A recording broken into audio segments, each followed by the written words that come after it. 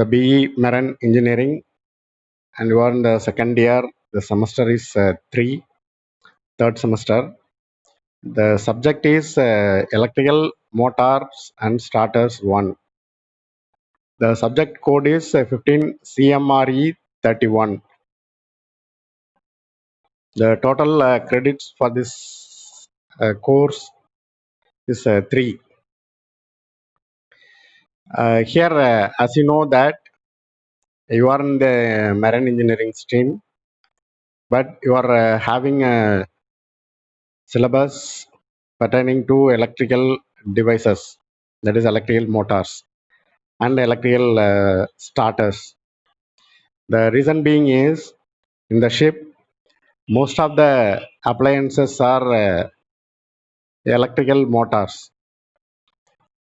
We have different types of electrical motors, and we have procedures to start the motor.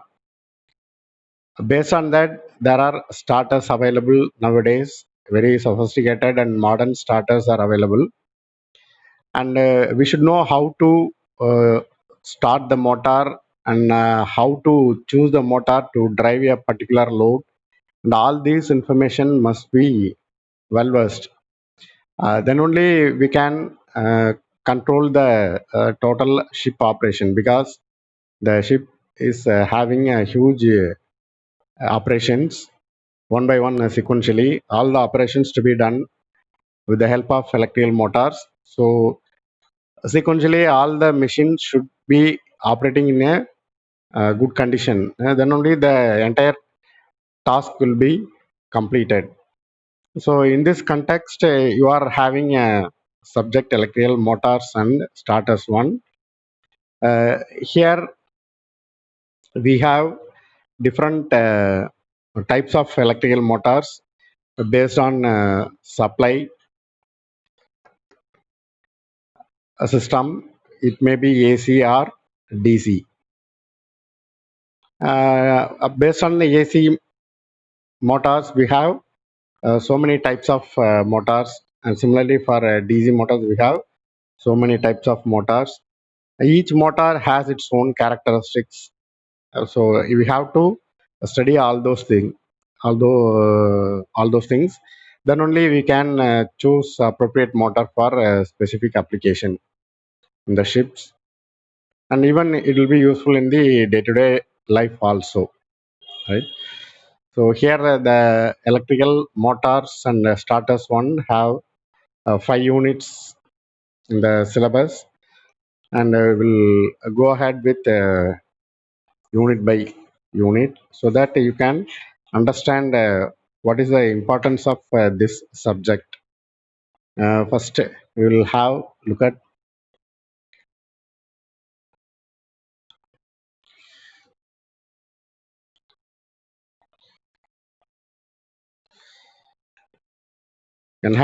the syllabus. We have unit 1. Here we have DC machines. Here you see principles, constructional details, and protection of DC series, shunt, and compound motors and generators.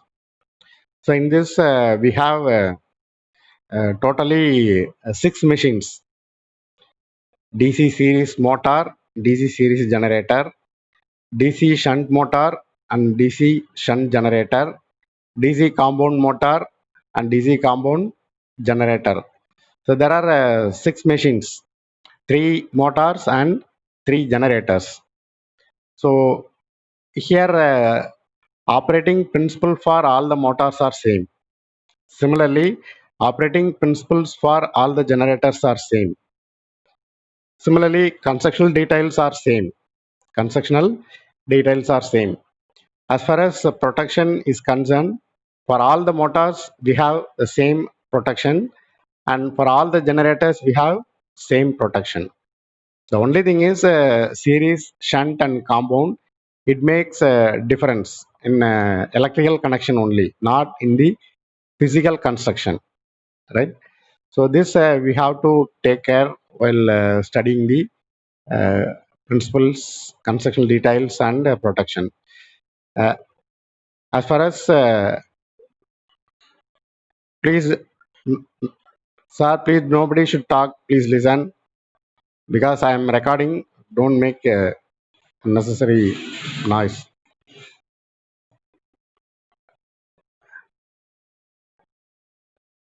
Jairam Suresh left. Neeraj left.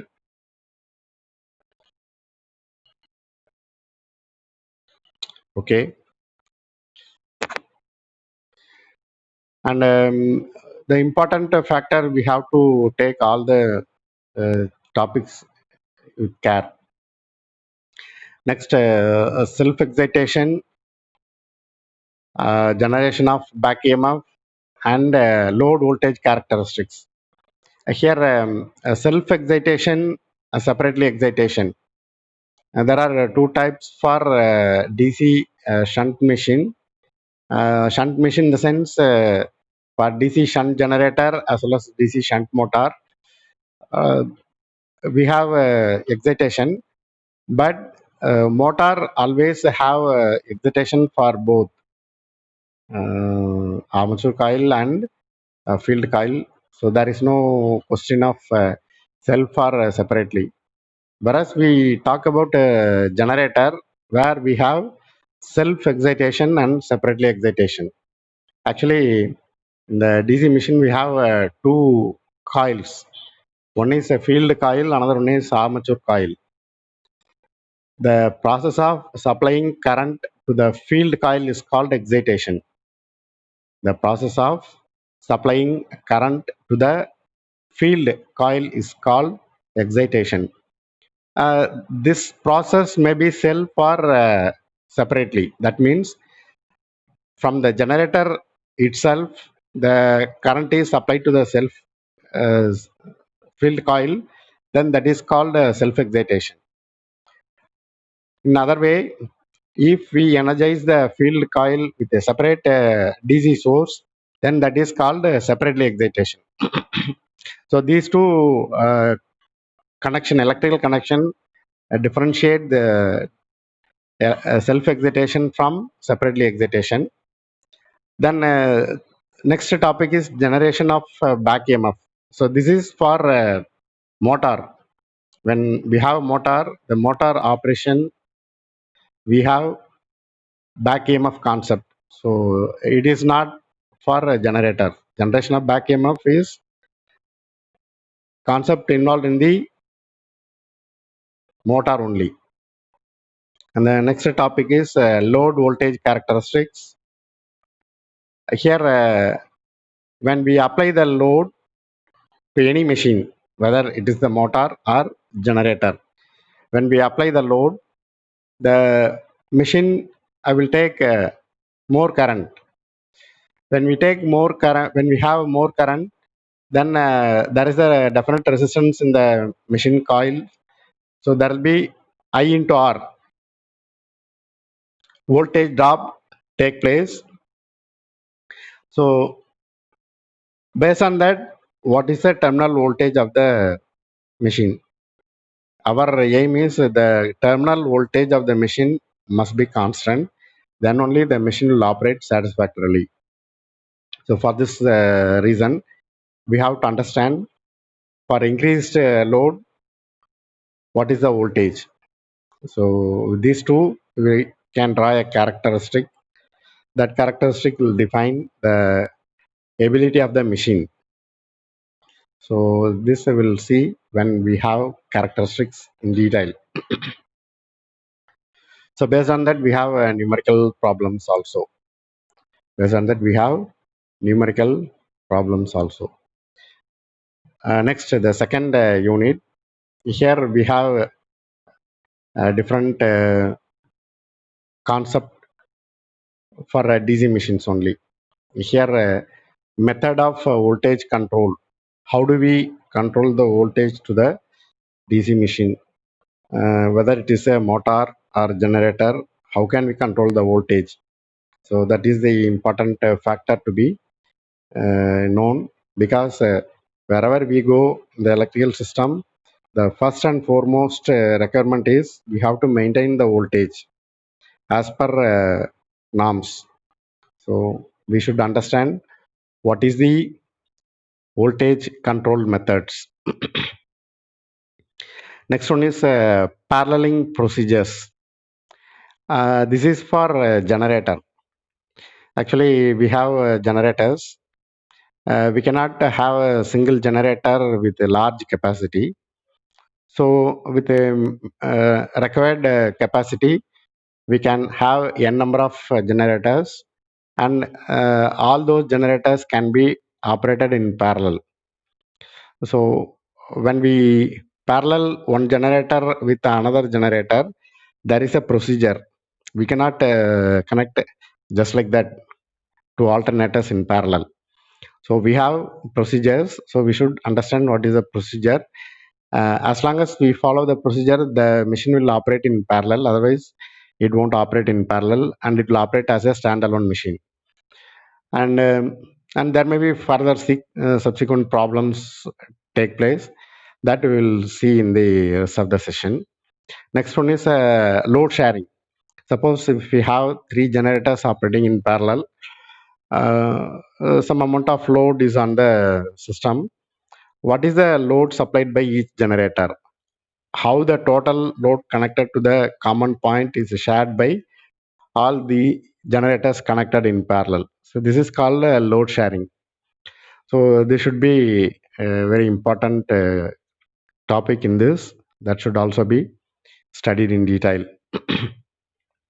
So based on this, we have numerical problems. Next, types of starters. Uh, Starters are used to start the DC motors. In this topic, we are going to study the different types of starters used to start the motor and characteristics between speed and torque. Usually, when we increase the load, there will be variation in the torque. So, if torque varies, what is the speed of the machine? That characteristics should be analyzed. Based on that characteristics, we have to choose the machine for any specific application. Another name for speed torque characteristics is mechanical characteristics. And last topic in the second unit is speed control of DC motors. As you all know that ship has to travel in a different speeds, right? So for that we should operate the machine accordingly. So we have techniques to control the speed of the motor, because nowadays we have the whole ships are being operated by electrical motors. Even propellers also driven by electrical motors. In those cases, we should understand what is the speed control method for motors. Thereby, we can vary the speed of the propeller. Thereby, the ship speed can also be controlled. And this is the important topics to be studied in this second unit. Next, we have third unit.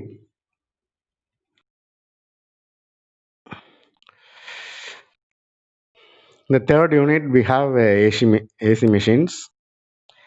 In the AC machines, we have two types. Major classification is two types. One is a synchronous machine, another one is induction machine. As far as AC machine is concerned, we have synchronous machine and induction machine. In the synchronous machine, we have synchronous motor as well as synchronous generator. And similarly, for induction machine, we have induction motor as well as induction generator. Here, the important factor for AC motor is rotating magnetic field in the armature coil. There is a very strong theory behind this rotating magnetic field, and we should understand what is the theory behind the rotating magnetic field. If we don't have rotating magnetic field in a required format, the motor will not operate satisfactorily. And this is an important factor also. We should understand there are some important roles to be considered. And next one is relation between frequency and number of poles. There is a relation between, just a minute. Dayal Ishwaran, Rohit, please turn off your mic.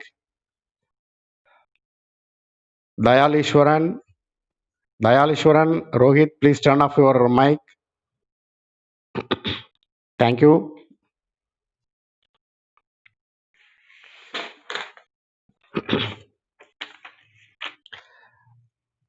Next, we have a relation between frequency and number of poles and the speed of a machine.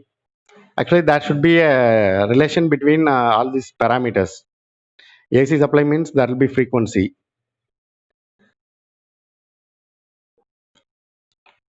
Just a minute.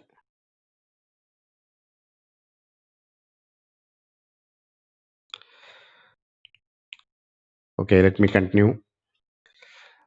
AC means there is a frequency, and we have a number of poles and speed. All these are interconnected or interrelated.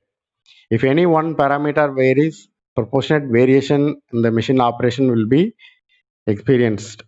So we have to be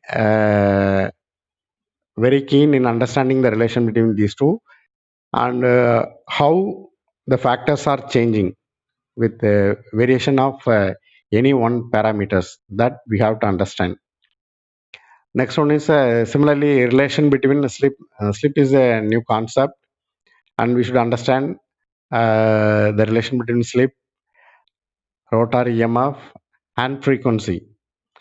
So these three have a interrelationship that should also be studied in detail. Next one is we have torque speed characteristics, mechanical characteristics for AC motors, and based on this we have numerical problems. These are all about unit 3, and for unit 4 we have a theory of synchronous and induction motors. Here synchronous motor is having some of the procedures for starting. Similarly, induction motor is also having some of the procedure for starting, and both the machines are operated based on AC supply. So each machine has its own characteristics. Each machine has its own characteristics. And here, the main difference between synchronous and induction motors is the synchronous motor will run at only synchronous speed, and it will not run at any other speed. Whatever may be the load condition on the synchronous motor will run at synchronous speed only. For example, if you have synchronous speed is 1500 rpm, say for example, the machine will run only at 1500 rpm, and the subsequent steps. Suppose if you have a synchronous motor having particular capacity, say 3 kilowatt, so up to 3 kilowatt you can load the machine. If you load the machine above 3 kilowatt, it is permissible to certain extent. 0.25% of its rated capacity can be overloaded. So 0.25 of 3 is 0.75. So you can overload the 3 kilowatt machine to 3.75 kilowatt. If you load beyond this, what will happen? The machine will try to run at synchronous speed. Once the load is heavy, then it will come to standstill condition. It won't run. So the synchronous machine will run only at synchronous speed, or it will not stop. So this is a synchronous motor. Whereas induction motor, if you load the machine, there will be proportionate reduction in the speed, but it will continue to operate. Suppose if you increase the load gradually beyond its capacity, then the motor will slow down gradually. At some point of time, if you increase enough, more than the enough load, then the motor will stop. It won't run. So this is the difference between these two machines. So each machine has its own theory. So those theories will be studied in the unit 4. The next one is unit 5. We have constructional details of synchronous machines. Constructional details of synchronous machines and induction motors. Here, based on the theory, you can understand what would be the constructional details, and we have to differentiate the construction of synchronous motor with induction motor so that you can understand the machines very easily. And similarly, coupling means how do you make the mechanical connection between uh, elect- electrical machine to a load. And similarly, how do we understand the load sharing of the generators? Load sharing of the generators. Third one is the generator part. The third one is uh, changeover switch or changing over generators. Here, generators are not a standalone machine, as we know that. For example, if you have any particular place, for example, our college itself, we can take. Our college will be energized with the EB supply. When EB supply fails, we will start the generators and we will run the generator as long as the EB supply is absent. Once EB supply resume, then we will switch off the generators. So this process will be automated. So when there is a power supply fails, the generator should start on its own without any human assistance. And similarly, it has to run as long as the supply is nil. Once a power supply from EB resumes, then the generator should stop automatically. So this is the changing over generators. Here there are some sequence of operations are taking place, and we should understand what is what. So all these things are very important because in the ship we don't have any EB supply. Whatever supply you have are generated from onboard only. So we have to be very careful and we have to be very strong in the characteristics and operation of generators. That's all about the syllabus. For this, we have total 54 hours, and the subject having two books. One is a textbook, another one is a reference book. Electrical Machinery by P.S. Bimra. This is the reference book.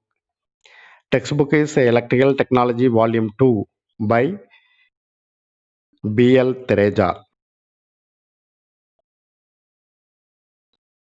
So these are the two books we have for our reference and text.